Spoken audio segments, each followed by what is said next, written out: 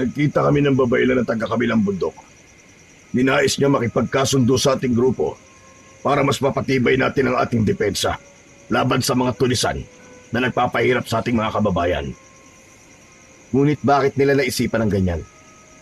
Simulat sa pulpa, hindi na tayo nagkakaintindihan, hindi ba? Iba ang aral na ating sinusundan at iba rin sa kanila.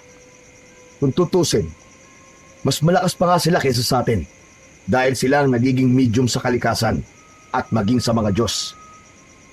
Huwag kang magsasalita ng ganyan, Exuperio.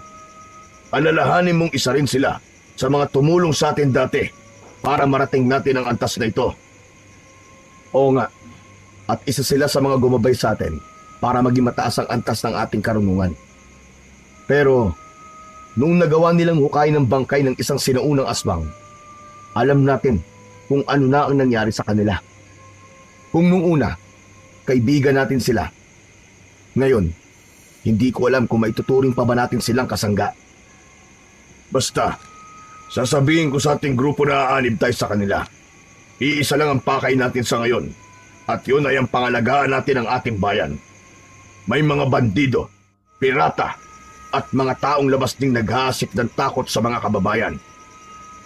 At huwag mo rin kaliligtaan ang mga aswang at masasamang elemento na nagiging dahilan ng pagkamatay ng halos lahat ng tao sa ating lugar. Kung nung unay mga buntis lang ang kanilang binibiktima, pero ngayon, maging ang mga bata at mga taong naglalakad sa kalye ay hindi na rin ligtas. Kaya nga kailangan nating umanib sa mga babaylan na yon. Kung kasangga natin sila, alam natin kung ano magiging galaw nila at magagawa rin nating pigilan sila kung talagang sila nga ang nambibiktima sa mga tao. Basta ako, hindi ako sasang-ayon na makipag-alyansa sa kanila. Ang pakikipag-alyansa sa kanila ay magiging anay sa ating grupo at unti-unti nila tayong gagawing marupok at mababawasan ang ating depensa. Alalahanin niyo na hindi na sila ang mga babaylang nakagisna natin. Sila'y sumusunod sa yapak ng isang ruha. Sinaunang babaylan na naging aswang. Huwag ka na makipagtalo sa akin, Exuperio. Alalahanin mo ako ang mas matanda sa atin at ako ang itinuturing na pinuno ng ating grupo. Kung ayaw mo sumama at makipag-alyansa sa mga babaylan, tumiwalag ka sa amin at huwag ka na rin magpapakita sa akin. Ngayon, mamili ka. Titiwalag ka sa grupo o makikipag-alyansa ka sa mga babaylan? Natahimik si Exuperio sa naging tanong ng kanyang kasama. Napaisip siya. May kung ano sa loob niyang nagsasabi na nais niyang makipag-alyansa para malaman ang kalakaran ng mga babaylang yon. At may dumidikta rin sa kanyang tumiwalag sa grupo nila. Sige, pumapayag na ako na makipag-alyansa sa kanila. Pero kapag nakakita tayo ng mali sa kanilang ginagawa at nakasalalay rito ang buhay ng mga inosenteng tao, titiwalag tayo at ituturing natin silang mga kalaban. Kung yan ang kagustuhan mo, yan ang masusunod. Pero huwag kang gagawa ng bagay na ikagagalit ko at ng mga babaylan. Dahil pag nagkataon, hindi ako magdadalawang isip na diskomunyonan ka nang wala sa oras. Basta, kapag may mali sa ginagawa nila, hindi natin dapat na isawalang bahala. Hindi ko ipagpapalit ang aking dignidad at kalinisan ng budi para lang sa kung anumang kapangyarihan at karunungan. Pagkatapos ng kanilang naging usapan, nagpasya na sina Exuperio at Minesio na sabihin sa iba nilang mga kasamaan ang kanilang binabala. Tuwang-tuwa naman ang mga yon dahil makakaalis na sila sa kanilang kuta. Alam din nilang mas madadagdagan pa ang kanilang kaalaman kung aanib sila sa mga babaylan. Huwag muna kayo magsaya mga kasama. Aanib tayo sa kanila. Pero sa oras na hindi tama ang kanilang patakaran at kung gumagamit sila ng mga kaliwang aral, kailangan natin silang ituring na kalaban. Hindi dapat natin payagan na lamunin tayo ng kadiliman. Dahil pagdating sa langit, magiging walang silbi ang mga tangan nating anting-anting at butya. Basta mga kasama, gagawin natin ang mga bagay na alam natin magpapayabong pa sa ating karunungan. Pero wag din natin kalimutan kung sino tayo. Ang mga babaylang yon ay iba sa atin. At kailangan din natin mag-ingat sa kanila. Hindi natin alam kung ano ang takbo ng kanilang mga utak. Sumang-ayon ang lahat ng mga kasama ni na Exuperio. Nang gabi rin yun, inihanda nila ang kanilang mga sarili para sa isang paglalakbay.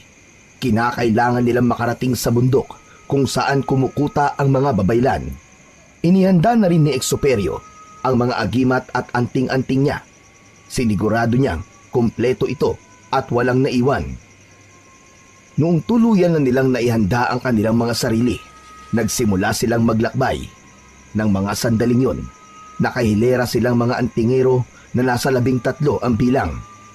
Habang naglalakad sila paalis sa kanilang kuta, kung ano-ano na ang kanilang napagkikwentuhan, ang iilan sa mga kasamahan ni Exuperio ay malakas ang paniniwalang hindi mga aswang ang mga babaylan. Samantalang may iilan din na sang-ayon sa naging ideya ni Exuperio, nagkasundo silang lahat na kailangan nilang mag-ingat sa mga babaylan at hindi dapat nila pagkatiwalaan ito ng lubos. Nasa kalagitnaan sila ng kanilang paglalakad nang makaramdam sila ng kakaibang enerhiya sa paligid. Tumigil muna tayo at na makapagpahinga. Mukhang may hindi magandang enerhiya sa paligid. Kailangan masiguro natin ang ating kaligtasan. Kapag nakapagpahinga na kayo, halugugin niyo ang paligid. Exuperio, mauna ka at alamin mo kung may panganib na nakaamba sa atin. Sige, Minesio. Titignan ko ang ating dadaanan para makasigurado. Mas maigi nang malaman natin kung may bantabang naroroon sa paligid. Mahirap na. Baka kung ano pa ang mangyari sa atin. Pagkatapos niyang magwika, inihanda niya ang kanyang itak. Umusal na rin siya ng dasal para sa kanyang sarili at nag-orasyon na rin siya para sa tagabulag. Alam ni Exuperio na kailangan niyang maghanda dahil gabi noon at maraming mga elemento ang posibleng susugod sa kanya. Nagpasya na siyang umalis. Naging mabilis ang kanyang paglalakad habang pinakikiramdaman niya ang buong paligid. Noong nakalalayo na siya sa kanyang mga kasama, wala na siyang naramdamang kakaiba. Akmang babalik na sana siya nang sa hindi niya inaasahan, may narinig siyang igik ng baboy.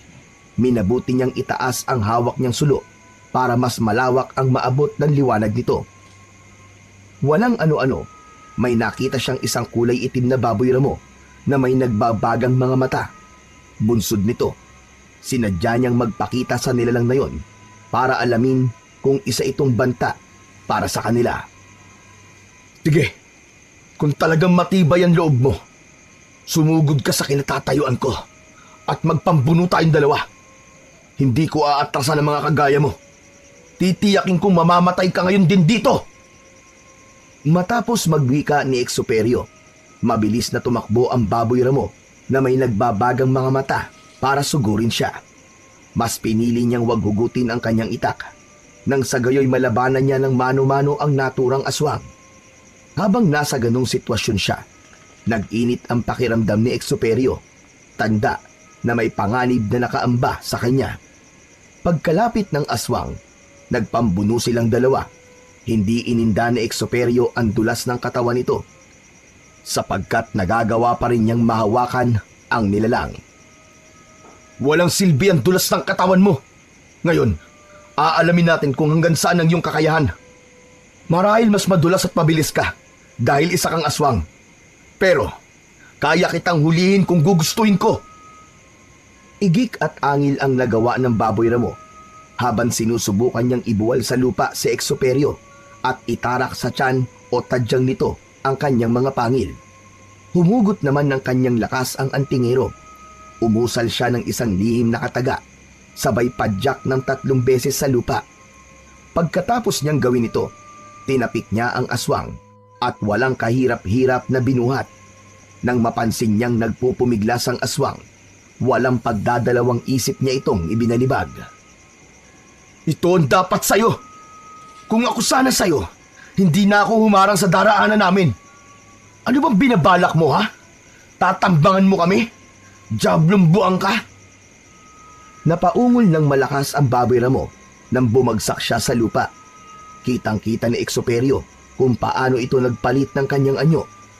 Mula sa isang baboy ramo, Naging isa itong mabalahibong tao na may nagbabagang mga mata at mahahabang mga braso at binti. Napaangil ito at napangisi kay Exuperio. Sa isang pagkisap ng mga mata ng antingero, mabilis na tumakbo ang aswang para atakihin siya. Hindi naman nag-alangan si Exuperio at sinalubong niya ito ng kanyang kamao. Dahil may orasyon sa suntok na ginagamit ang antingero, tumilapon ang aswang at napasubsob sa lupa. Sige! Bumangon ka! Bakit umaaligid ka sa amin, ha? Sino nag-utos sa'yo? Muling bumangon ang aswang. Napatitig siya ng mabalasik kay Exuperio habang nakangisi. Nagsimula na rin siyang maglaway na parabang sabik na sabik kay Exuperio. Patigas ka, ha? Kung hindi ka magsasalita at kung hindi mo sasabihin sa akin kung sino nag-utos sa'yo, wala na ako magagawa kundi ang patawan ka ng parusang kamatayan. Isang katagalang, titiyakin kong sasabog ka sa pwesto mo. Nanginig ang aswang sa naging banta ni Exuperio. Sinubukan niyang tumakas, ngunit napausal na ng dasal si Exuperio upang ipako ang aswang.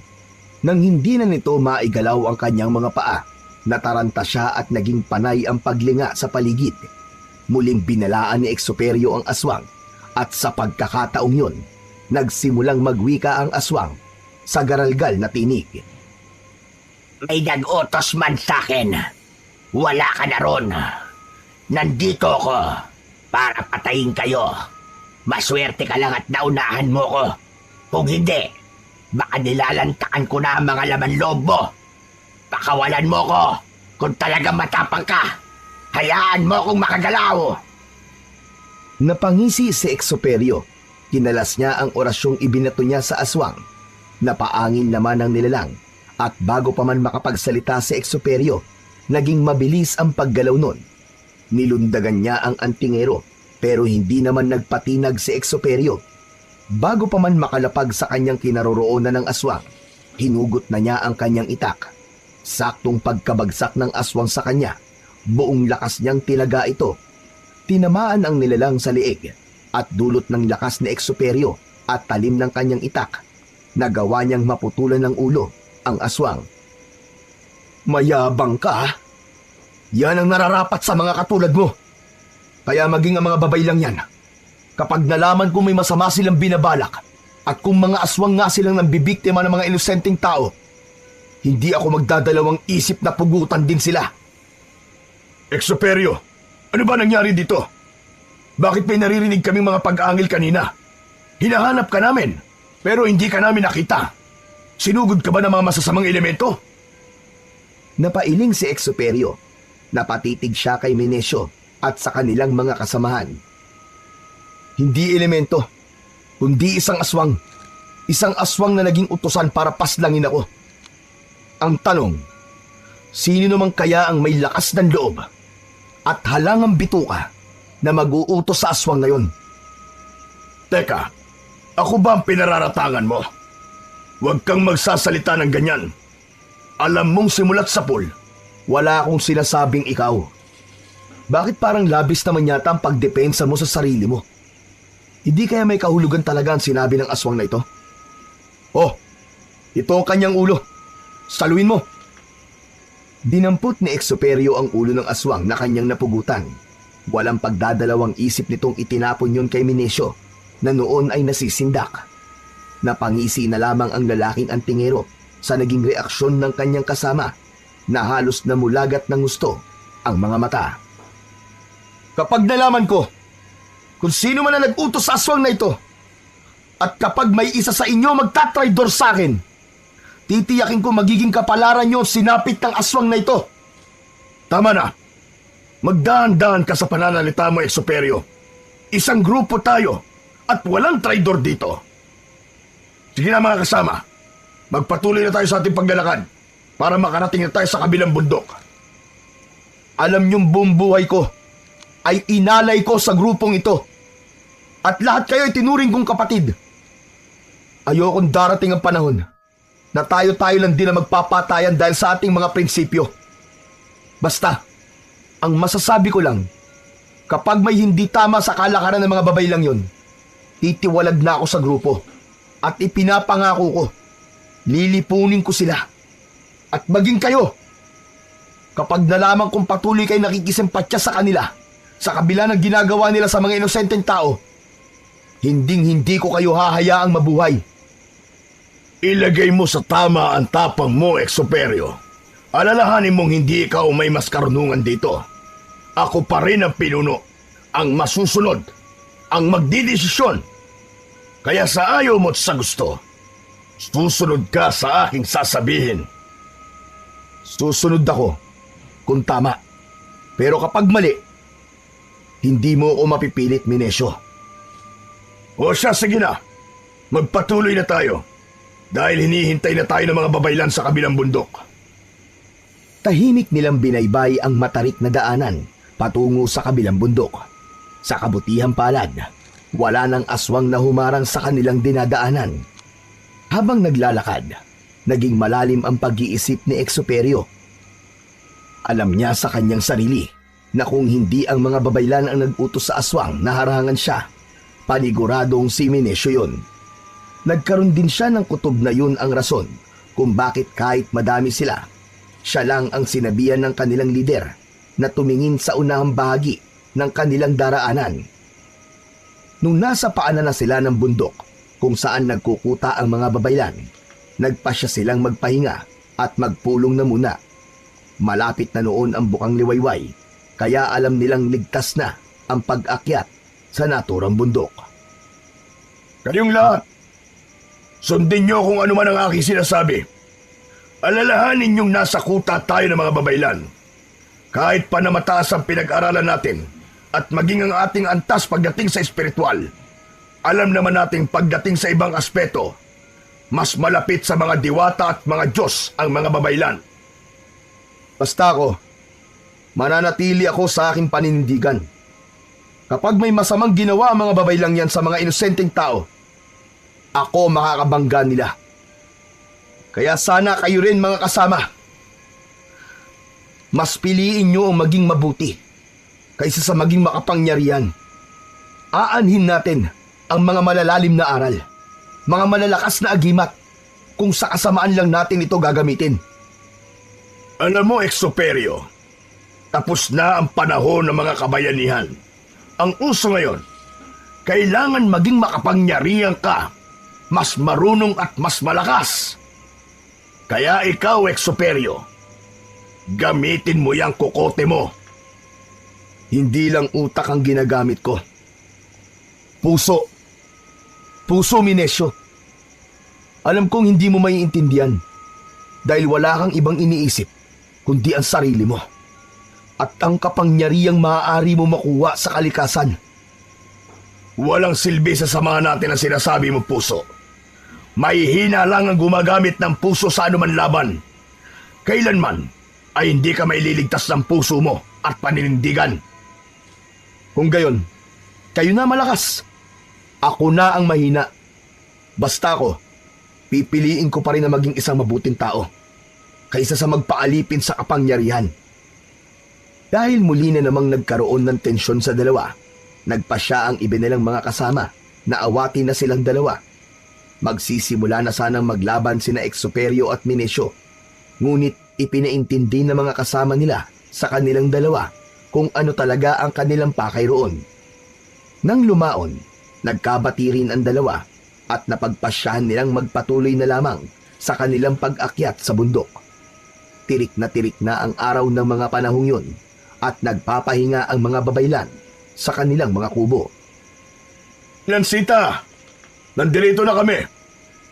Naririto na mga antingerong uklat at tanda na kami makipagsalib puwersa sa inyo. Alam kong iisa ang ating mga kalaban at yun ay ang mga taong walang ibang ginawa kundi ang manlamang ng kapwa. Matapos wikain ni Minesio ang mga katagang yon, lumabas mula sa isang kubo ang isang babaylan na nakasuot ng purong itim na damit. May hawak itong tungkod na ang dulo ay may ulo ng ahas na may nakasubong buntot.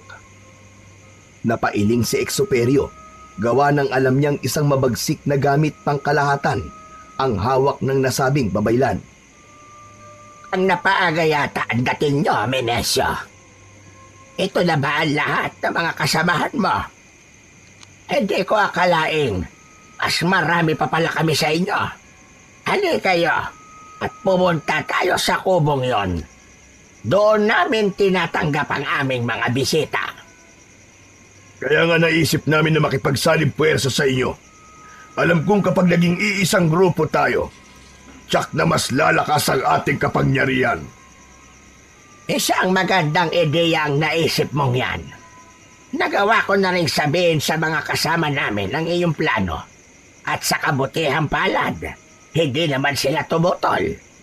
Kaya magmula ngayon, dito na rin kayo titira.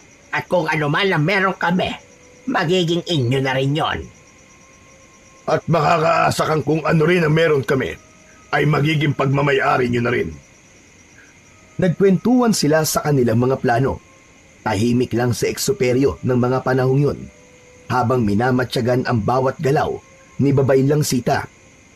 Hindi niya lubos maisip kung paano binabaliwala ng kanyang mga kasamaan ang nararamdaman nilang init sa lugar na yon. Kahit na maaga pa yon, ramdam ni Exuperio ang pagkaalinsangan ng paligid. Bunsod nito, nagpaalam siya sa kanyang mga kasamaan na magpapahangin na muna siya. Bumalik ka kagad, Exuperio. Kailangan kumpleto tayo magpupulong dito. Napatango na lang si Exuperio at agad siyang umalis sa kubo. Naglakad-lakad siya habang minamasdan ang paligid. Tiningnan niya ang posibleng dadaanan kung tatakas sa lugar na yon. Nasa kalagitnaan siya ng kanyang paglalakad nang may narinig siyang mahinang ingay. Parang bata yon, kaya nagpasya siyang hanapin kung saan yun nagmumula. Napailing si Exuperio nang mawari niya kung saan nagmumula ang ingay.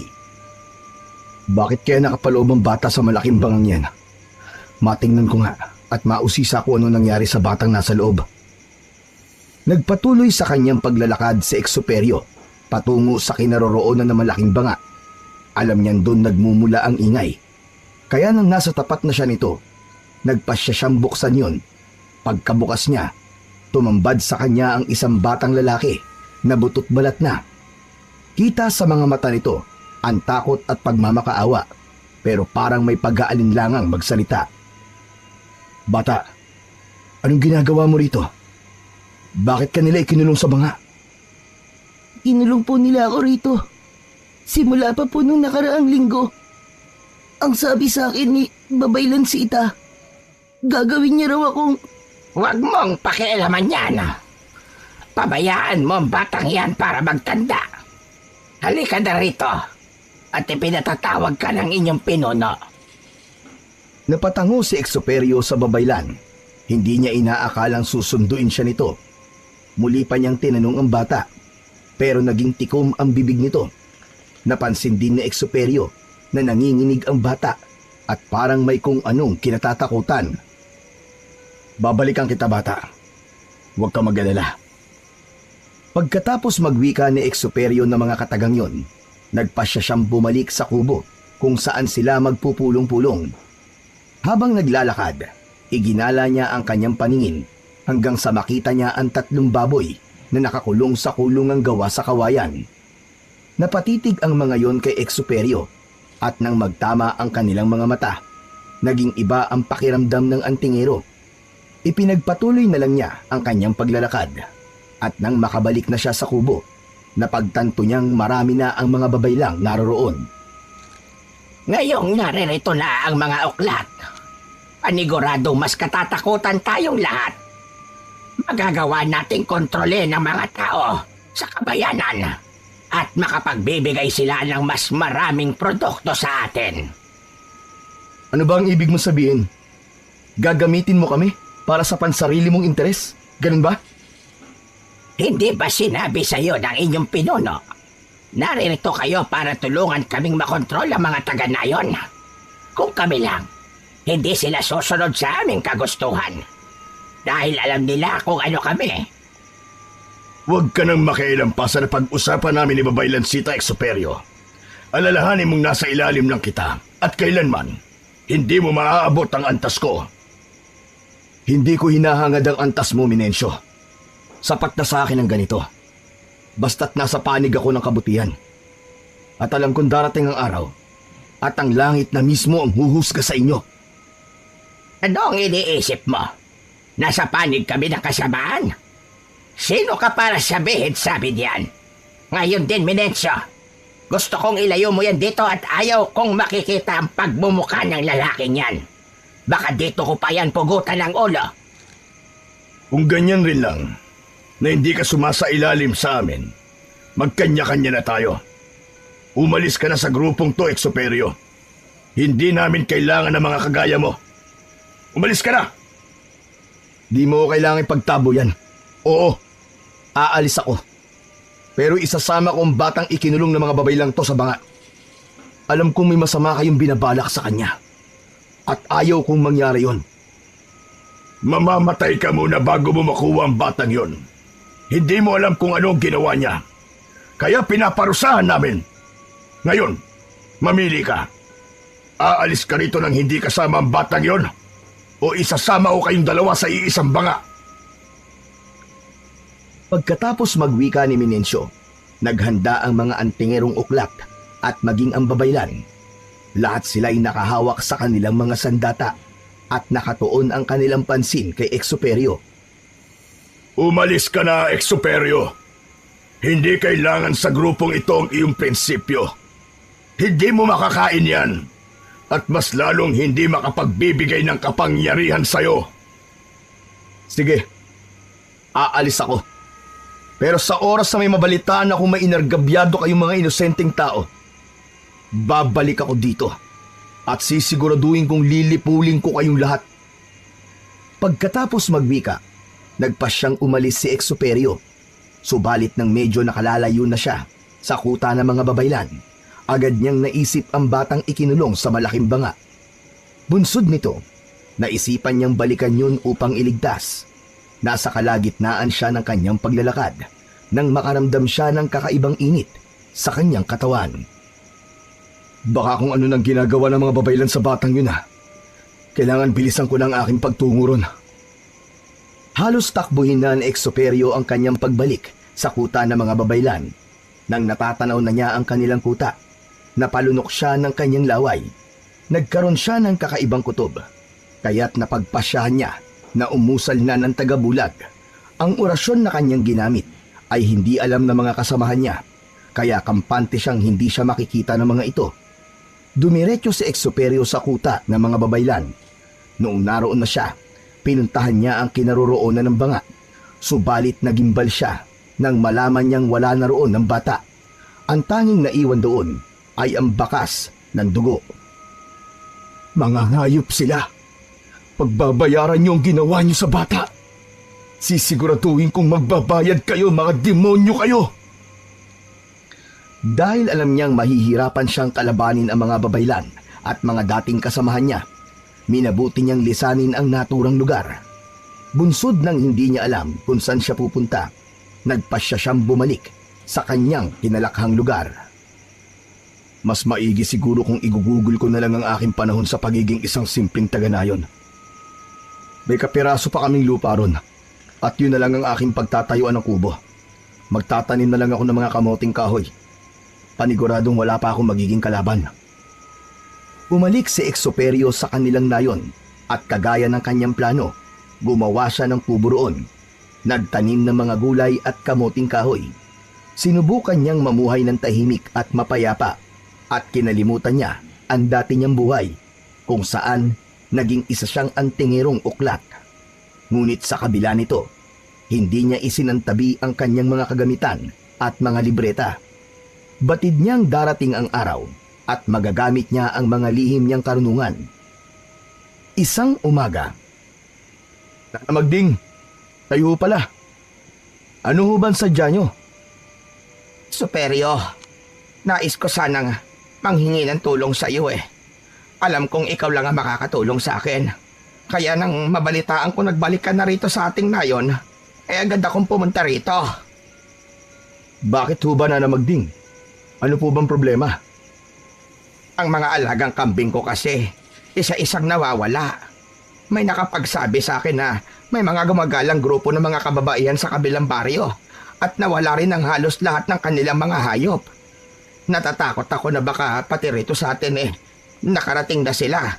Paniguradong kawawa kami mga walang laban sa kanila. Ganun ho ba? Sige ho, Nana Magding. Huwag ho kayo mag-alala.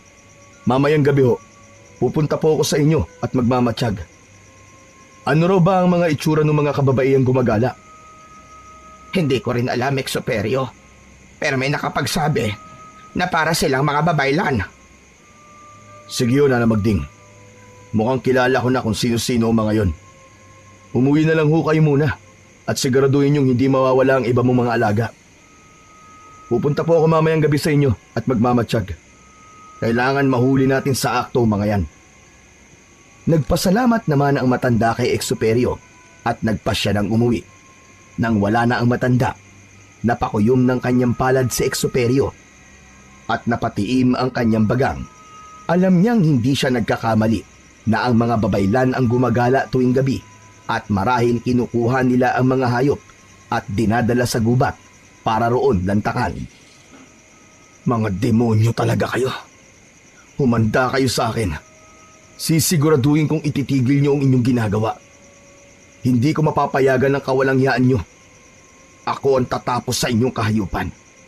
Dahil kung hindi matutuldukan ang ginagawa niyo, paniguradong sa susunod, mga tao na ang bibiktimahin niyo.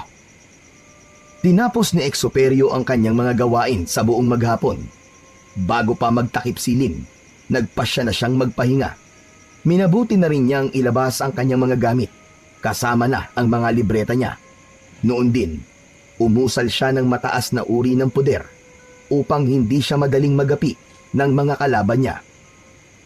Naganda na rin siya ng telang itatakip niya sa kanyang muka para hindi siya madaling makilala.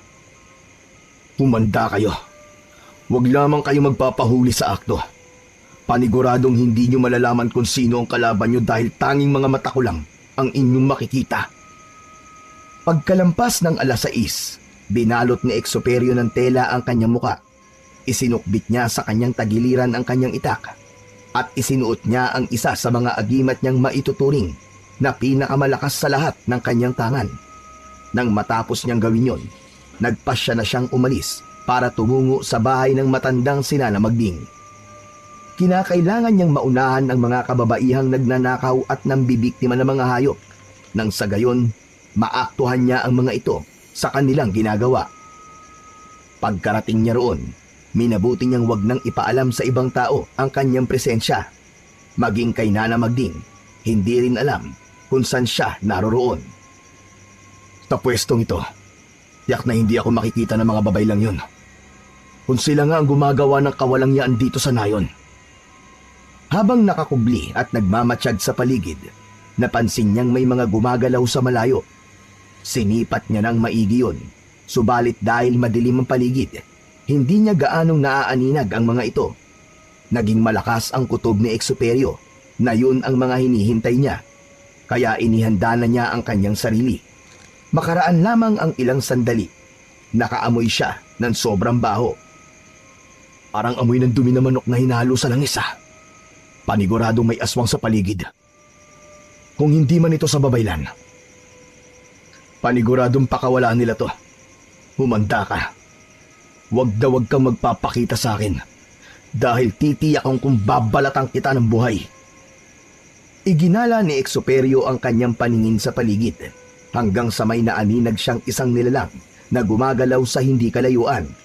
Patungi ito sa kinaroroonan ng koral ng mga kambing ni Nana Magding. Nagkaroon ng hindi magandang kutob si Exuperio, kaya marahan din siyang naglakad patungo roon. Alam niya sa kanyang sarili na hindi siya makikita ng naturang aswang hanggat hindi niya sinasadyang magpakita rito. Dahil sa tinataglay niyang tagabulag. Nang naroon na siya sa labas ng koral ng kambing, nagkataon ding lumundag papasok doon ang isang mabalahibong nilalang. Napailing na lang si Exuperio, gawa ng tama ang kanyang hinala. Anak ka ng teteng. Aswang nga.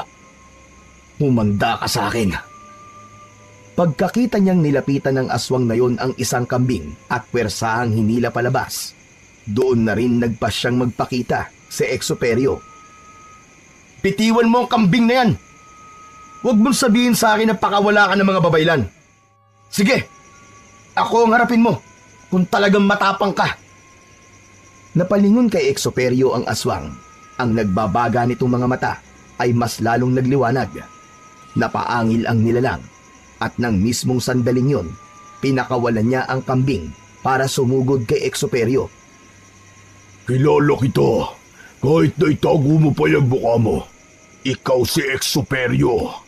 Ang dating uklat na antingerong tumiwalag sa grupo. Ano? Masaya ba ang magtanim ng kabuting kahoy? Kung hindi ka umalis sa grupo nyo, paniguradong tinatamasa mo na rin kung aluman ang tinatamasa nila. Kismoso ka palang aswang ka, no? Wala akong pinagsisisihan sa naging desisyon ko. Pero ikaw, sigurado ko na magsisisi ka dahil sa ginawa mo sa mga alagang hayop ng mga tao sa nayong to.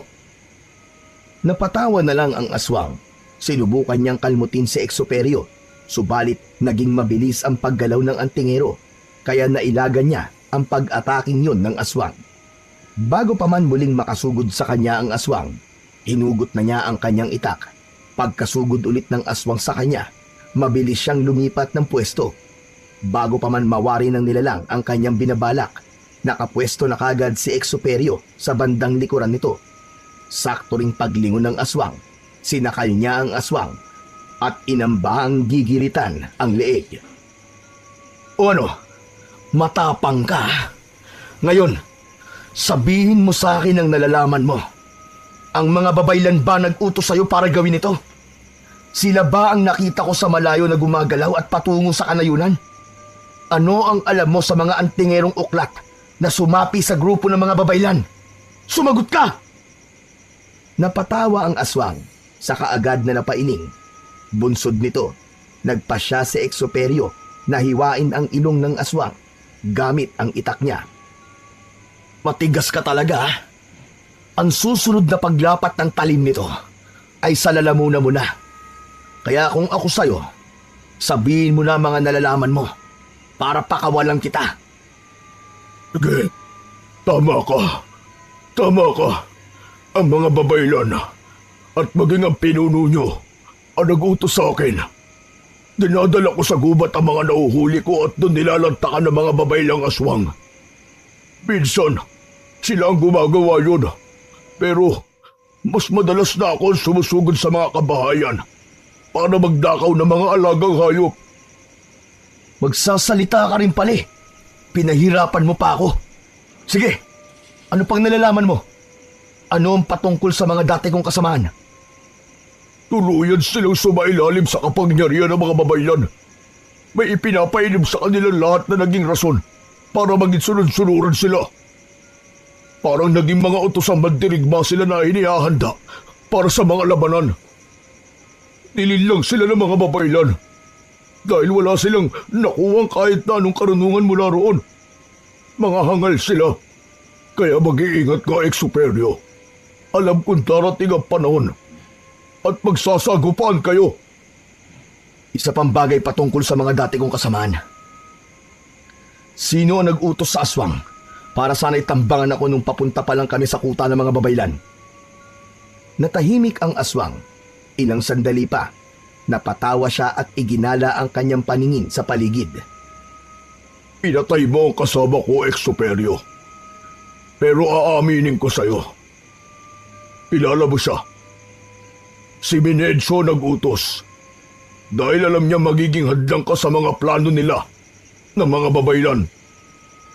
Ayos. Magaling ka naman palang kumante. Kung gayon, ito na ang gantimpala mo. Mamamatay ka na! Pagkatapos magwika ni Exuperio ng mga katagang yon, ginilitan niya ang lieg ng aswang. Hinayaan niyang bumulwak ang dugo nun. Nagpasya na rin siyang iwan ang nilalang upang makita ng mga tao kung sino talaga ang nambibiktima ng kanilang mga alagang hayop. Ang mga babaylan, kailangan makita ko sila at makaharap. Paniguradong may mas masahol pa silang gagawin. Iginala ni Exuperio ang kanyang paningin sa paligid. Nakiramdam siya sa buong nayon hanggang sa may narinig siyang mga ingay sa hindi kalayuan. Hindi nga lang niya matukoy kung sanayon nila yon o sa kabilang baryo. At itiyak ko, sila yon. Humanda kayo ngayon sa akin. Patakbong pumunta sa eksoperyo sa bahagi kung saan nagmumula ang ingay. Wala siyang naging pakialam kung matisod man siya o madapa. Hindi rin kasi gaanong maliwanag ang buwan, kaya naging limitado ang kanyang nakikita. Makalipas lamang ang halos 15 minutong paghanap, natagpuan niya kung nasaan nagmumula ang ingay.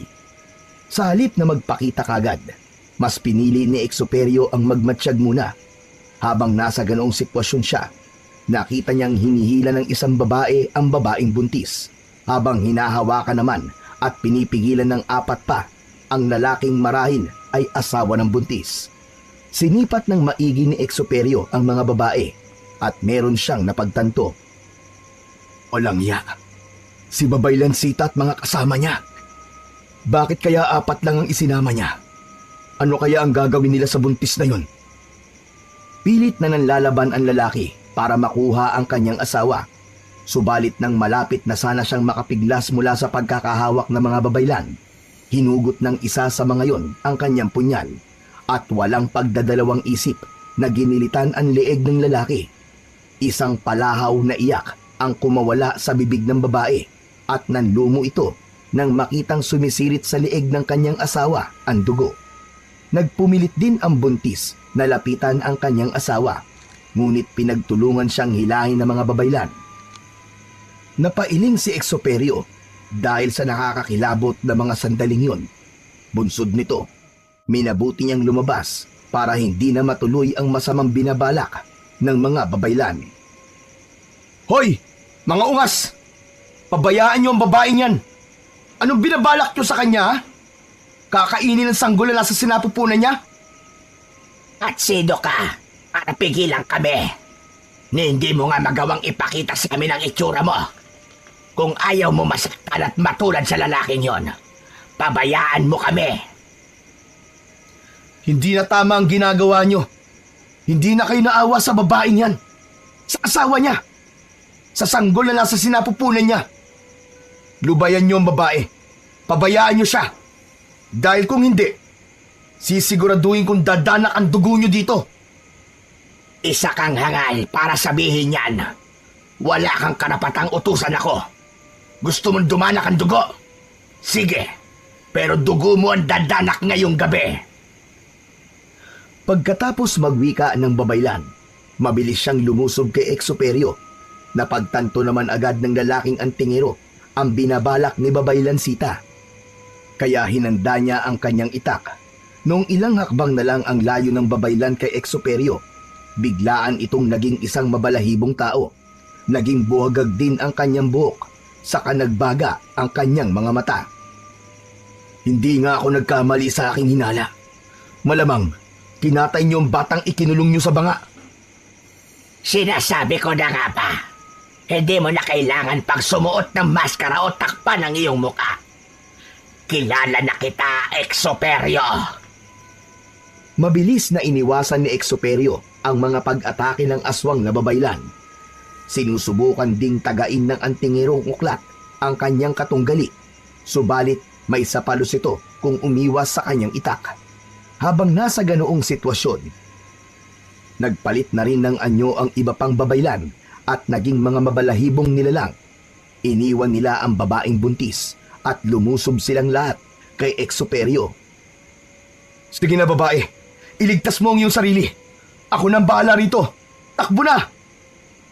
Pagkawika ni eksoperyo, mabilis naman na umalis ang buntis habang umiiyak at nanghihingi ng tulong. Walang ano-ano, biglaan din umalis si Babaylan Sita at iniwan niya ang 4 niyang kasamaan na nakikipaglaban kay eksoperyo.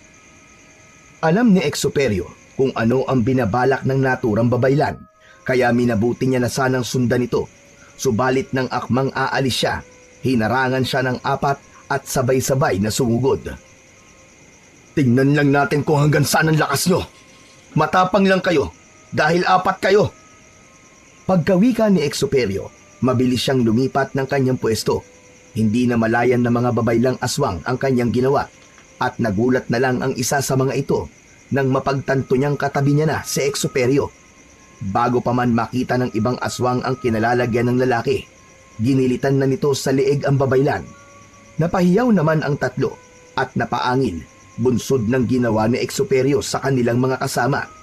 Buong liksi silang lumundag para sunggaban ang antingero. Subalit, mabilis siyang napaatras ng ilang hakbang.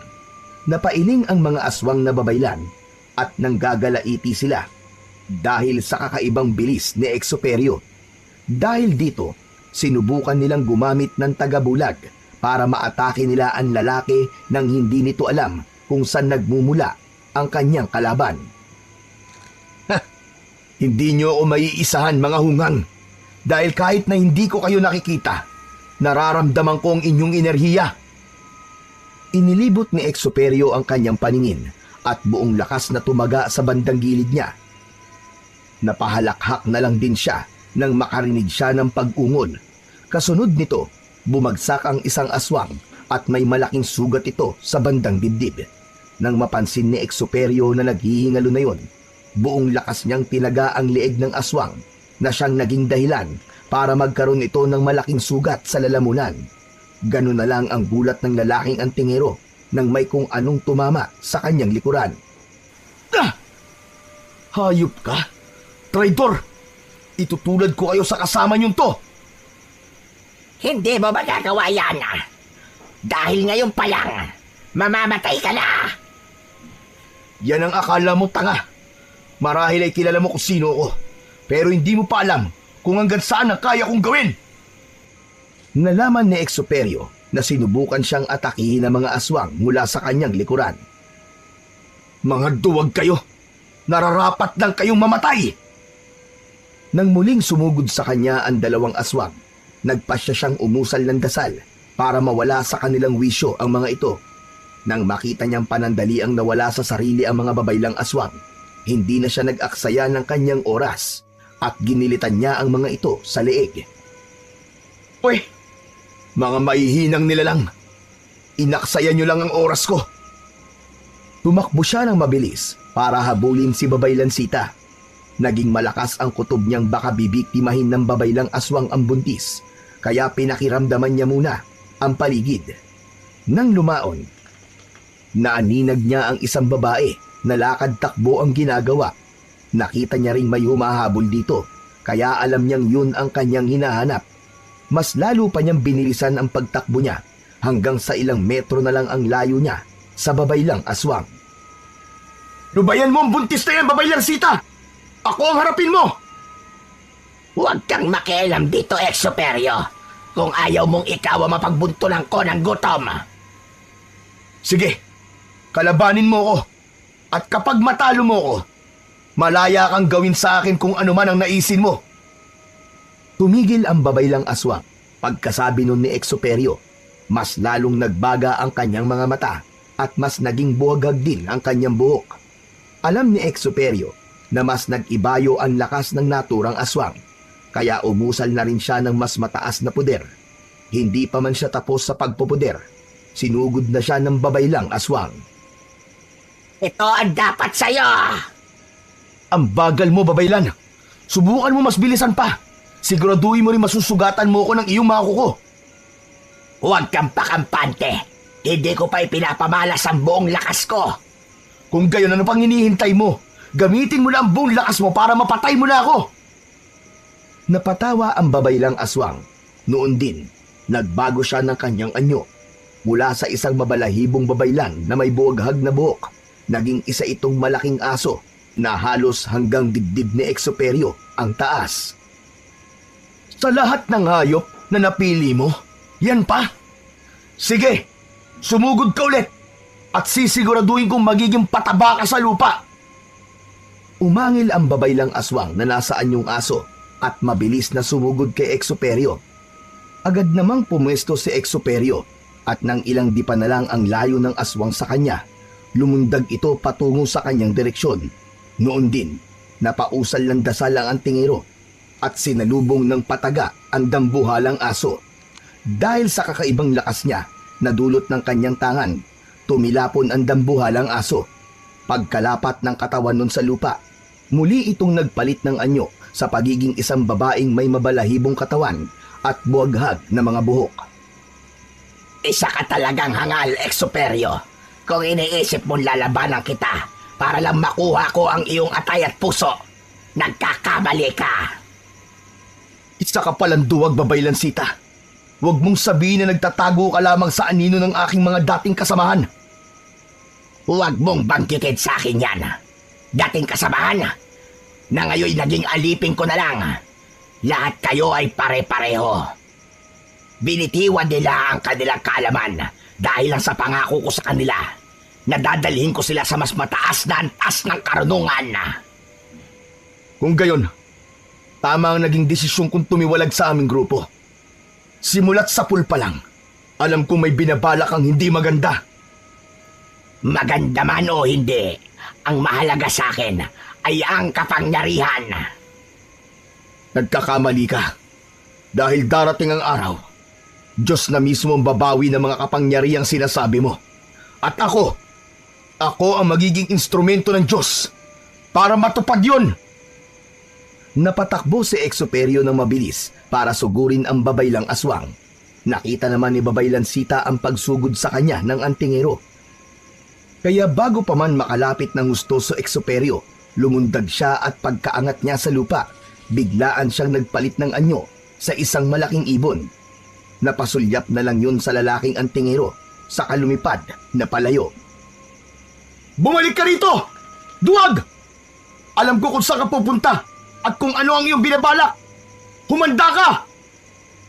Napalingon sa paligid si Exuperio upang sana'y hanapin ang buntis. Pero nang hindi niya nakita ito, naisip ng lalaki na baka nakalayo na yon at nailigtas na nito ang kanyang sarili. Panigurado nakalayo na ang babaeng buntis at nakahingi ng tulong. Babalik na lang ako sa aking bahay at magsasanay para naman manumbalik ang lakas at liksi ko. Bumalik si Exuperio sa kanyang bahay at minabuting magpahinga na muna. Ngunit kahit na anong gawin niya, hindi siya makatulog. Sa tuwing ipipikit niya ang kanyang mga mata, nakikita niya ang mukha ng mga babaylan na nakangisi at animoy nanunuya. Bunsod nito, sa halip na matulog, mas pinili niyang magbasa na lang ng kanyang mga libreta.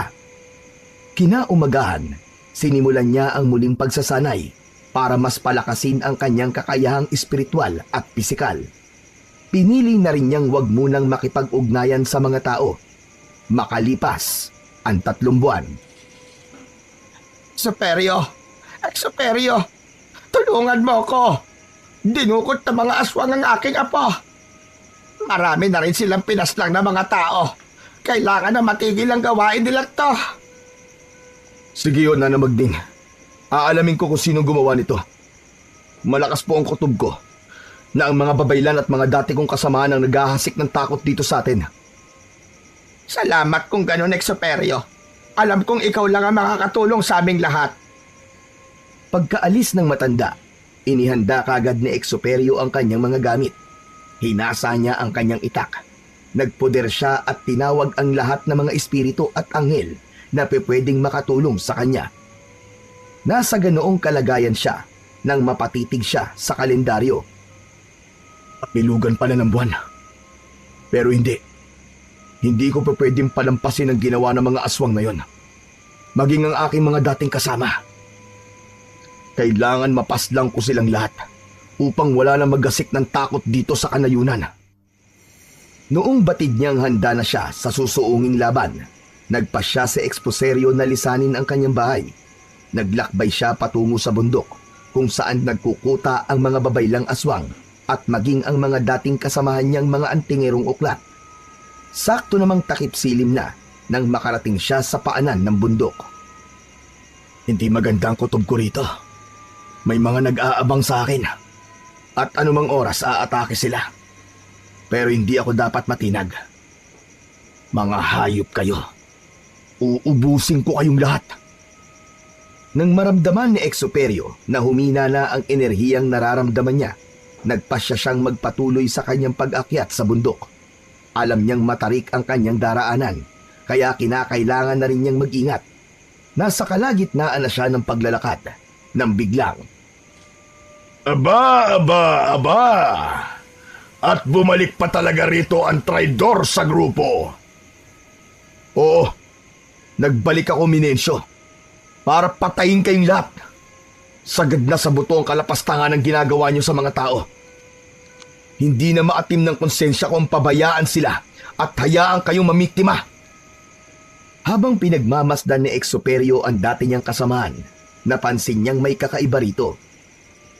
Tama nga pala ang balitang nakarating sa akin. Naging aswang na kayo, Minensyo. Oh, tama ka, Exuperio. Para madali kitang mapapatay. Matapos magwika, sumugod kay Exuperio si Minensyo. May hawak itong sibat at habang tumatakbo, sinubukan niyang sibatin ang dating kasama. Sa kabutihang palad, nagawang makaiwas ni Exuperio.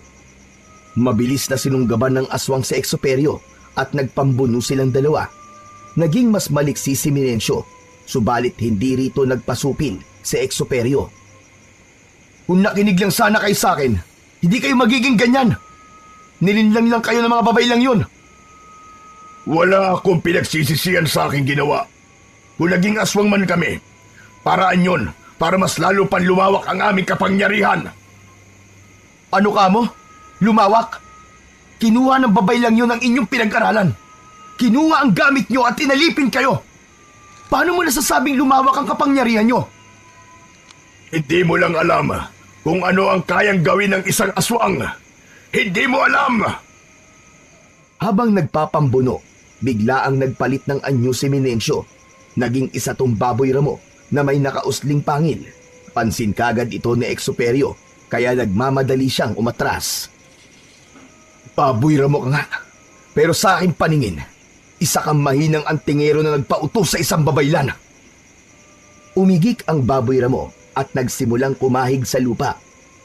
Dahil dito, hinugot na ni Exuperio ang kanyang itak, saka inihanda para sa kung anumang gagawin ng dati niyang kasamaan.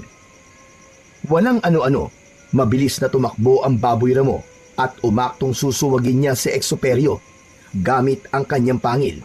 Ngunit nang tuluyang makalapit ang aswang, mabilis na lumipat ng pwesto ang lalaking antingero at walang pag-aalinlangan tinaga ito sa katawan. Yan ang dapat sa'yo, pero kulang pa yan.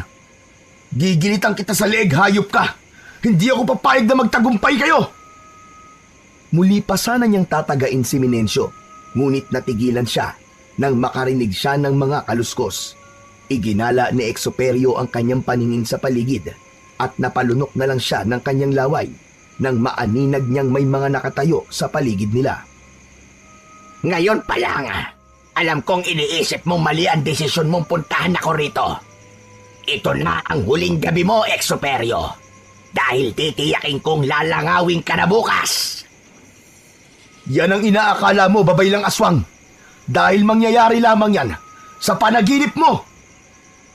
Muling ibinaling ni Exuperio ang kanyang pansin kay Minensyo, ngunit nagulat siya nang wala na ito sa kanyang pwesto. Bakit mo hinahanap ang wala? Iisa lang ba ang kaya mo? Sige mga kasama, sugurin ang antingerong yan at tayin na. Sa pagkumpas ng babaylan ng kanyang kamay, sumugod kay Exuperio ang lahat ng mga kasama nito. Nang una, medyo nag-alangan pa si Exuperio na lumaban dahil nag-iisa lang siya. Ngunit nang uminit ang kanyang katawan, gawa ng kanyang mga tangang agimat at anting-anting, nagkaroon siya ng kakaibang lakas ng loob. Sige Exuperio, labanan mo mga dati mong kasamahan. Hindi ako natatakot sa inyo. Kaya ko kayong ubusin. Habang patuloy niyang nilalabanan ang mga dati niyang kasamaan at mga babaylang aswang, umusal siya ng dasal para matigal po ang lahat ng nasa paligid niya. Matapos niyang umusal, nagkagulo ang mga kalaban niya at animoy nawala sila sa kanilang sarili. Nagkakamali ka ng pinili mong panigal po. Magagawa pa rin nilang kumawala riyan. Sige mga kasama, magpalit kayo ng anyo at gutay-gutay nyo ang katawan na mapangahas na yan. Madaldal kang aswang ka. Hintay mo matapos kong patayin ang lahat ng ito. ikaw naman ang susunod ko. Yan ay kung makakaligtas ka sa kanila, Exoperio. Makakaligtas ako dito dahil nasa panig ako ng kabutihan. Tingnan natin kung magkakatotoo at sinasabi mo. Patuloy na nilabanan ni Exoperio ang mga dating kasama niya at ang mga babaylang nasa ilalim ng kapangyarihan ni Babay Lansita. Kahit na halos lahat sa kanila ay naging anyong aso na, hindi pa rin ito naging rason para panghinaan ng loob si Exoperio. Ginamit niya ang lahat ng kanyang nalalaman sa pakikipaglaban, mapa-espiritual man o pisikal, hanggang sa unti-unti niya nang napapabagsak ang halos lahat ng mga aswang. Magsasalita pa sana ang lalaking antingero at nang mapalingon ito kay Babay Lansita, wala na ito sa kinaroroonan niya. Duwag talaga ang hayop. Hoy! Kayong lahat! Ang mga katulad nyo ay walang karapatang mabuhay sa mundong to. Ang mundo ay para sa mga nilalang na may mga mabubuting hangarin sa kapwa at hindi sa mga kagaya nyong ginagamit ang antas ng karunungan para manlamang at pumatay ng kapwa. Bawat aswang na lumalapit kay Exoperio ay sinisigurado niyang kanyang napapatay. Makaraan pa ang halos 30 minuto, lahat ng mga kalaban niya ay nabuwal sa lupa at wala ng mga buhay. Dumanak ang kanilang dugo at ang iilan sa kanila ay nagkalat sa lupa, ang mga utak at lamang loob. Tatapusin ko ngayong gabi ang inyong paghahasik ng lagim. Alam kong babalik kayo sa inyong kuta para kunin ang iilang mga mahahalagang bagay at tatakas kayo. Pero hindi ko papayagang mangyari yun. Mga demonyo kayo! Tumakbo siya ng mabilis hanggang sa makarating siya sa kuta ng mga babaylan. Iginala niya ang kanyang paningin sa paligid. Ngunit wala siyang nakitang kahit na isang aswang sa lugar na yon. Kung naririto kayo, huwag kayong magtago at harapin niyo ako. Ganun lang kadaling ubusin ang mga kasamahan niyo at ngayon, kayo naman ang aking tatapusin. Yan ang pagkakamali mo, Exoperio. Ang lahat ng mga nakalaban mo ay mga simpleng aswang labang. Hindi mo napatay ang mga dati mong kasamahan at maging ang mga kasama kong babaylan. Sa katunayan yan, nandirito silang lahat. Tusukan talaga. Hayop ka, Babay Lansita. Sa wakas, pumasok ka rin sa patibong ko, Exoperio. Kapag namatay ka, ibibitid kong pinagpira-pirasong bahagi ng katawan mo sa mga puno at gagawin kong kwintas ang bungo mo. Sige mga kasama, paligiran nyo ang antingerong yan. Naging mabilis naman ang paglapit ng mga dating kasama ni Exoperio sa kanya. Maging ang mga babaylan ay naroroon din at may mga hawak silang mga itak at sakasibat. Lumapit doon si Minencio. Naisip mo bang hindi ako ang kalaban mo? Ang sumugod sa'yo ay isang aswang na inutusan lamang namin. Ang dami niyong satsat. Tapusin na natin to! Si Exoperio na mismo ang nagsimula ng kanilang laban. Ang mga kasama niyang may mga hawak na itak ay minabuti niyang disarmahan muna. Alam niyang mas epektibo ang sibat sa malayuan, kaya nanatili siyang malapit sa mga kalaban niya. Habang nasa ganong sitwasyon, umusal si Exoperio ng kanyang dasal. Ngunit natigilan siya nang biglaan siyang nilundagan ng isang aswang. Hindi niya inaasahan yon. At naging rason ito para mabuwal siya sa lupa. Nabitiwan din niya ang kanyang itak. Kinuyog siya ng mga aswang at wala siyang nagawa kundi ang magpumiglas. Matatapang lang kayo dahil marami kayo! Ang sabihin mo, Exoperio, napakahina mo. Hindi sapat ang taglay mong karunungan para gapiin kami. Uklat ka nga, pero mahina ka. Diyan ka nagkakamali, Hungang. Tingnan natin kung ano magagawa nyo. Umusal si Exoperio ng orasyon upang matulig ang mga aswang na kumukuyog sa kanya. Matapos niyang magdasal, ang bawat aswang na sumusubok na tarakan siya ng sibat at kalmutin siya ay napaatras lahat. Napahawak sila sa kanilang mga tenga at animoy may kung anong naririnig na nakakarindi. Ang ilan pa sa kanila nabuwal na sa lupa at patuloy pa rin sa pagtakip ng kanilang mga tenga at ang iba'y sumasabunot na sa kanilang mga buhok. Tignan natin kung sino ang mahina. Lahat ng mga aswang na yan, kapag tatamaan ng liwanag na nagmumula sa buwan, paniguradong masusunog at sasabog ang kanilang katawan. Napatingala sa buwan si Exuperio. Nakita niyang unti-unti na itong lumilitaw sa kalangitan. At natatamaan na ng liwanag nun ang mga aswang na hanggang sa mga oras na yon ay wala sa kanilang sarili. Sa pagtaas ni Exuperio ng kanyang kamay, napaungol ang mga aswang na naroroon. Ilang sandali pa, isa-isang sumabog ang katawan ng mga dating kasamaan ni Exuperio at maging ang mga babaylan. Yan ang nararapat sa inyo. O ano? Kayo na, Minencio. Babaylan Sita. Kayo na ang aking isusunod. Hindi ka magtatagumpay, Exuperio. Ngayon pa lang, puputulin ko na ang sungay mo. Mabilis na sumugod si Minencio kay Exuperio. Nakita naman kagad ni Exuperio yon at nagawa niya ang makapaghanda. Kayo ang puputulan ko ng sungay dahil mga demonyo kayo. Matapang kan talaga. Kaya ito ang nararapat sa'yo. Tingnan natin kung may epekto ang kabalat kunat mo sa katawan kung ang itak na ito ang hihiwa sa balat mo. Sige, subukan mo. Tingnan natin. Umilag si Exuperio sa pag-ataking yun ng kanyang dating kasama. Gumulong siya para lapitan ang kanyang itak. Nang madampot niya ito, tumayo siya at mabilis na umatake kay Minencio. Naglaban silang dalawa ng itak sa itak. Marahil simpleng itak lang ito, pero sinisiguro ko sa'yo na mas matalim pa ito kaysa sa hawak mo. Kapag napatay na kita, Minencio, isusunod ko yung babaylang aswang na dinidiyos mo. Huwag kang magsalita ng tapos. Marami ka pang libretang babasahin bago mo kami tuluyang magapi. Diyan na muna kayo! Tignan natin. Dahil na ituon ni Exuperio ang kanyang pansin sa babaylan, hindi niya na malayang lumapit na sa kanya si Minencio. Ito ang dapat sa'yo! Traidor ka! Kita mo na? Kahit na tinaga mo ako sa liig, walang naging silbi ang itak mo. Ngayon, ako naman ang susugod at tignan natin kung ano magagawa mo. Umusal ng orasyon si Exuperio upang magkaroon siya ng tagabulag at kakaibang bilis. Nang tumalab na ang bisa ng kanyang dasal, agad siyang lumipat ng pwesto sa katinaga si Minencio. Sa tuwing napapalingon ang dati niyang kasamaan at umaambang tataga, agad siyang lumilipat ng pwesto. Ano, Minencio? Masakit ba mga sugat mo? Inilibing ko lang naman ang aking itak sa mga mutyang makakapagwalang bisa ng mga kabal sa katawan. Sa akin lang hindi tatalabang itak na ito.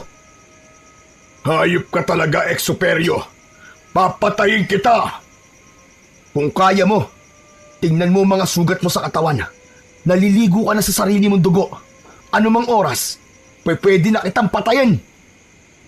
Napahalakhak si Minencio. Hinubad niya ang kanyang dugoang damit at sa isang pagkisap ng mga mata ni Exuperio, naging isa itong malaking toro. Nagbabaga ang kanyang mga mata at naglalaway habang nakabasid sa antingero. Inihanda ni Exuperio ang kanyang sarili at sakto ring umusad palapit sa kanya ang toro. Saka yumuko ito ng bahagya para manuwag. Kahit sa anong hayop ka pa magpalit ng anyo, hindi ako matatakot sa'yo! Sumugod ang torong aswang kay Exuperio at wala siyang nagawa kundi ang ilagan na muna ito. Dahil sa kakaibang bilis niya at tagabulag, mas lalong nahirapan ang toro na magtagumpay sa pag-atake. Nang magkaroon ng pagkakataon sa Exuperio, lumundag siya ng mataas at sumampa sa likuran ng naturang toro. Nagwala naman si Minencio dahil doon, pero wala itong naging silbi kay Exuperio. Ang bobo mo talaga, Minencio! Dahil nag-anyong toro ka. Bakit? Inakala mo ba magagapi mo ako? Tingnan natin! Mabilis na lumapit si Exuperio sa bandang leeg ng aswang. Umapit siya ng mahigpit dito gamit ang isang kamay. Samantala, ang isa naman niyang kamay ay may hawak na itak. Pilit na nagwala ang toro, subalit nagbigay lang yun kay Exuperio ng pagkakataon para magilitan ang kanyang leeg. Malalim ang naging sugat ng aswang, kaya mas nagwala ito. Noon din, Umalis na si Exoperio sa likuran ng toro. Yan ang nararapat sa'yo, hayop ka. Mamamatay ka dahil sa iyong kahangalan. Patuloy na nagwala ang toro, kaya umusal na ng pantigal po si Exoperio. Dahil dito, mas nagwala pa si Minesio hanggang sa magkamali siya ng hinakbangan. Natisod siya at nabuwal sa kagumulong patungong ibaba ng bundok. Yan ang nararapat sa'yo, hayop ka. Iisa na lang ang problema ko. Teka, nasa na ba ang babaylang aswang ngayon? Hinalughog niya ang paligid pero hindi niya nakita pa si Babaylan Sita. Subalit hindi siya kumbinsido na umalis na doon ang babaylan. Magpakita ka sa akin, Babaylan Sita! Huwag kang magtago! Mag-isa ka na lang at wala ka ng kakampi! Hanapin mo ako kung kaya mo! Duwag ka, Babaylan Sita! Matapang ka lang kapag walang kalaban-laban ang kaharap mo! Sige! Harapin mo ko at nang malaman natin kung hanggang saan ang abilidad mo! Siguro nga hindi ka totoong babaylan. Dahil ang babaylan ay lumalaban ng patayan. Hindi kagaya mo! Nagtatago! Hindi ako nagtatago. Tumingala ka at makikita mo ko.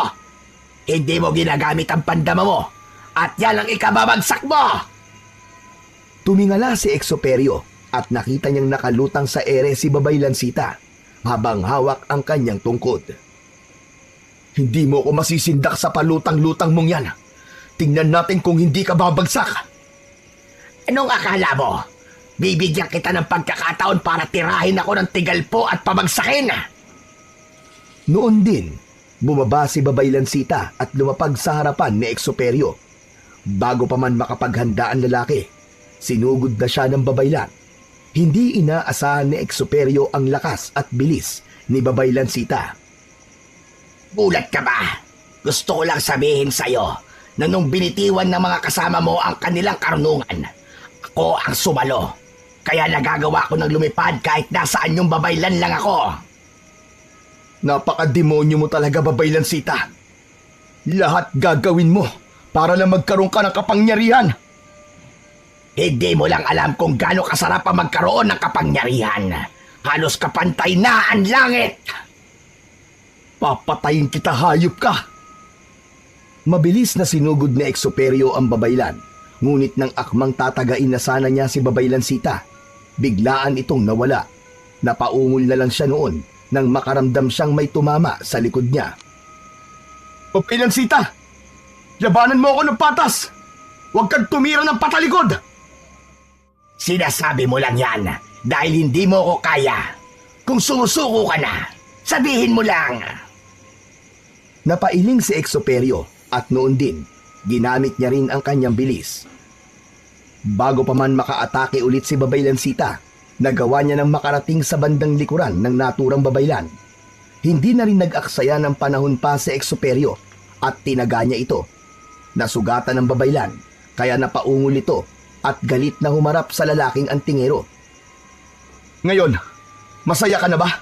Dahil nilaro ko na din ang laro mo. Tingnan natin kung sino mananalo sa ating dalawa. Ito ang dapat sa'yo! Bago pa man maisakatuparan ng babaylan ang pagsugod niya kay Exoperio, nawala na siya sa kanyang kinatatayuan at lumitaw siya sa likuran ni Babaylan Sita. Tinaga ito ni Exoperio sa bandang batok na siyang naging rason para mabuwal siya sa lupa. Yan lang ba ang kaya mo, Exoperio? Masdan mo kung paano maghilom ang sugat ko. At sa muli kong pagbangon, sisiguraduhin kong madudurog ka. Tingnan natin kung sino sa atin ang madudurog, hangal! Kasabay ng paghilom ng sugat ng babaylan, nagkaroon siya ng malalapad na pakpak na kawangis ng sapaniki. Pumagaspas ito ng ilang beses at unti-unti siyang umangat sa lupa.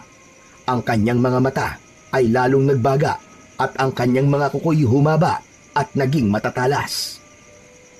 Ito ang kapangyarihang sinasabi ko sa'yo, na walang kapantay.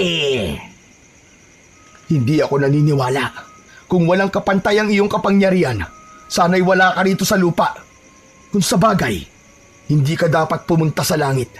Ang dapat sa'yo, Hindi na naipagpatuloy ni Exuperio ang kanyang sasabihin. Biglaan siyang dinagit ni Babaylang Sita at iniangat sa ere. Pilit namang nagpumiglas ang antingero pero hindi niya magawa. Nabitiwan na rin niya ang kanyang itak dahil sa biglaang pangyayari. Tingnan natin kung sino madudurog sa mga bato. Tiyak na pulbos pati ang mga buto mo. Sige lang, Babaylang Sita. Pero sa oras na walang masamang mangyayari sa akin, titiyakin ko babalikan kita at magiging kapalaran mo rin na naging kapalaran ng mga kasamaan mo. Mas lalo pang pumaitaas ang Babaylan. Tumatawa pa ito habang nakamasid sa paligid. Samantala, tahimik naman at kalmadong nagdasal si Exuperio. Alam niya sa kanyang sarili na hindi siya pababayaan ng kanyang mga gabay at maging ng kanyang mga tangang agimat. Katapusan mo na, Exuperio. Mababawasan na ang hambog na tao rito sa mundo. Kung yan ang paniniwala mo, sige! Noon din, binitiwan ng Babaylan si Exuperio at pinagmasdan ito habang nahuhulog sa bundok. Subalit sa kung anumang rason, tila nagmistula siyang bulak na marahang bumababa sa lupa. Habang nasa ganoong sitwasyon, nakamasid ang lalaking antingero sa Babaylan na nakalutang pa rin sa ere. Nagkakamali ka sa naging desisyon mo. Ikaw ang bubulusok sa ating dalawa dahil matagal ko nang naibaon sa katawan ko ang mutya ng bulak. Pagkakita ng lalaking antingero ng matayog na kawayan, naisipan niyang doon siya lalapag. Ipinihit niya ang kanyang katawan patungo roon at napangisi siya nang matagumpay niyang nagawa ang kanyang binabalak. Nakita yun ng Babaylang aswang kaya lumipad dito papalapit kay Exuperio. Mautak ka, Exuperio. Pero hindi mo magagawang takasan ng kamatayan. Ngunit mas mauuna ka sa akin. Ito ang nararapat sa'yo. Mabilis na umatake kay Exuperio si Babaylang Sita, ngunit naging maliksi rin siya at nagawa niyang lumipat sa kabilang dulo ng kawayan. Ang bagal mo kapag nasa ere. Bilisan mo na magkaroon ka ng pagkakataon para mapatay ako. Akala ko ba'y makapangyarihan kang uri ng Babaylan, ha? Ni wala nga naging silbi ang pagiging aswang mo. Sa ating dalawa, ikaw ang walang silbi. Ang dapat sa'yo, mamatay! Huling umatake ang aswang kay Exuperio, pero sa pagkakataong yun, nilabanan siya ng mano-mano ng antingero. Naglaban silang dalawa habang nakatayo sa pinakadulong bahagi ng kawayan. Pasalamat ka at may mutya ka ng bulak. Kung hindi, kanina ka pa nahulog.